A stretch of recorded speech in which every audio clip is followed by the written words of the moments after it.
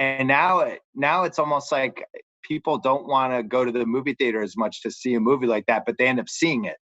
I feel like most people end up seeing The Front Runner, just not the way in the old days you went to the theater to see it. You know, like if Silkwood with Meryl Streep came out now, I don't think it's a signature movie. I just think people find it eventually on they're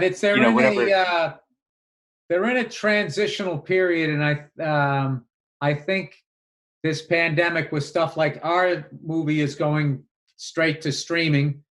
Yeah. I think that's going to become like, I also, what I'm hoping in this, another thing I'm hoping with this pandemic thing is I'm hoping that the Zoom meeting becomes a thing. All of these poor bastards having to go to the fucking airport all the time. It's like, why don't you just get on a fucking, what is it about having to sit across? That's that old school business thing. I want you to sit across from me, look me in the eye, and I can tell you. I bet you after a while you'll be able to tell. You'll be able to judge by these things, whether you trust me enough to fucking, buy into my company or something. But like, I'm just hoping like pitching shows, we can just do that over Zoom, as opposed to one group of people having to cross under, over, or go on to the 405 at around 5 o'clock in the afternoon. You just don't need another 6 fucking cars out there. Well, I think we talked about this on this pod in the past. Like it's been amazing what we've learned in the last 3 months about what we need to do and not do. And even stuff like podcasts, it was always so hard to do pods when somebody was in the room with you if there was more than 2 people. And now it's like, it's actually kind of easy. You just all get on a Zoom, record on your end, and you can do it.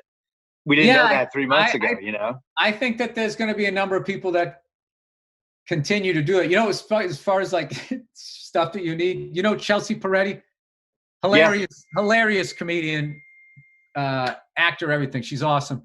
She had this tweet where these people were protesting outside of City Hall because they wouldn't open gyms.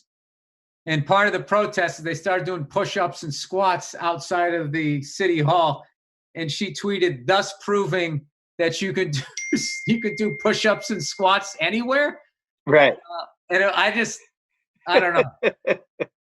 What I loved about that was like those people were like almost like how someone who they're in prison too long, they're like institutionalized to the point where you're literally working out. And you don't consider it working out because you're not in a gym listening to Loverboy.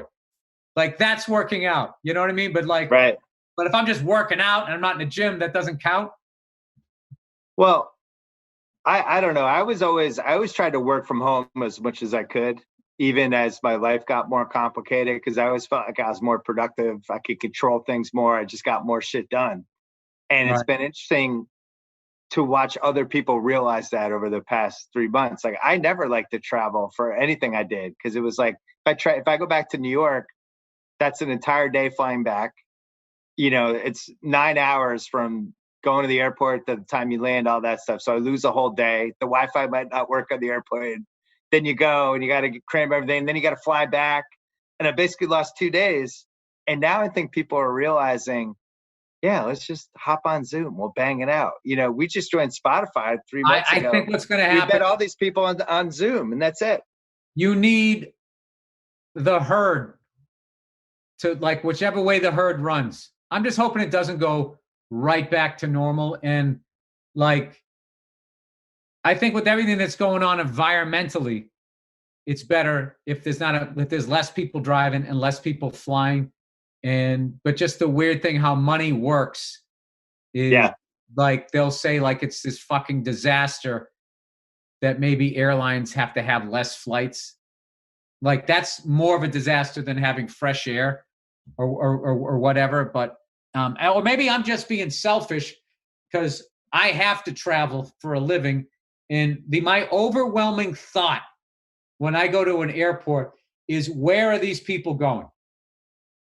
Okay. And I'm not talking about people in business suits and shit. I understand like that, but it'll be in the middle of a fucking school year. And you see like a family of like 5 and like, aren't they supposed to be in school? Where the fuck are you going? This isn't spring break. They don't have a vacation. It's not the holidays. Why the fuck are you here? Right. Another fucking 7 people standing in line. Like I said, it's mostly selfish, but like, The Well, level of airline travel that the average person does compared to when like I was a kid, like nobody, like that was like a big thing if there was a guy in your neighborhood and he wore a suit and got a company car and occasionally 2 or 3 times a year he took a business trip. Like, where is that guy going? What is he doing? He was like borderline fucking James Bond. And now I well, feel like there's soccer moms with no jobs who have higher status on Delta Airlines than I do. And I'm doing fucking stand-up gigs every weekend. It's just like, where the fuck are you going? well, it's like in Mad Men when Don Draper would go to LA, it was like a big deal. I'm going to go to LA, get some business done. So you're going to LA? Who I are you think it's bringing? the whole thing where you watch the Travel Channel, you watch like the Food Network, and they're showing you all of this shit that you didn't know was out there. And they're really Yeah. just all of these commercials to just go to all of these places. And also airline travel became cheaper and shit like that. But like, Well, I'll tell you, it's completely changed Los Angeles. The air is unbelievable. It took like within 4 weeks, you could actually like feel a difference and see a difference oh, with the less you could cars. see it immediately. Like I think like the cleanest days of the last 20 years were like those few days after 9/11 when they grounded all the flights. I mean, they're just up there spraying low lead fuel, and then Right. we're all driving and we're kicking up dust and doing all of that stuff. It would be a really great thing if some positive stuff like that came out. It's a weird thing though, because I'm also rooting for people with small businesses and shit like that. So it's a tough thing.